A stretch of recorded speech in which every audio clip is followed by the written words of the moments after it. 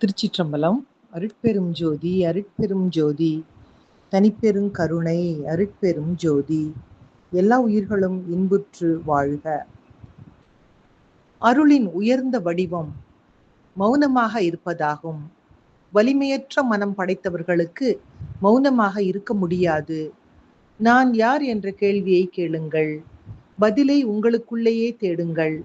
பிறவியை தவிர்க்கும் உபாயம் இதுவே. குப்பையை ஆராய்வதால் பயன் விளைவதில்லை. அதுபோலவே பிரபஞ்சத்தை ஆராய்வதாலும் பயன் இருக்கப் போவதில்லை.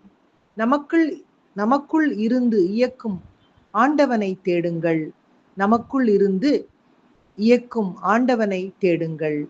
இறைவன் நமக்குள் இருக்கிறான் என்று தெளிவாக உணர்ந்தவர்கள் தவறு செய்வதே இல்லை. செய்தாலும் வருந்தி தங்களை திருத்திக் கொள்வார்கள். அகந்தை இருக்கும் இடத்தில் ஆண்டவன் ஒரு நிமிடம் கூட இருக்க மாட்டான்.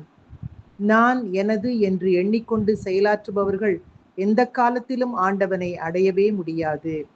ரயில் ஓடும்போது சுமையை நாம் தூக்க வேண்டியதில்லை. அதுபோல ஆண்டவனிடம் நம்மை ஒப்படைத்த பின் உலகியல் பிரச்சனைகள் நம்மை தீண்டுவதில்லை. அரைகுறையாக ஆண்டவனை நம்புவதால் ஒரு பயனும் இல்லை. முழுமையான சரணாகதி அடைந்தால் மட்டுமே அவன் பார்வை நம் மீது விழும் என்று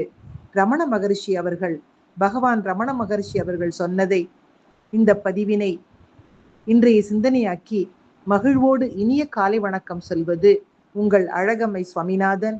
ஹாப்பி மார்னிங்.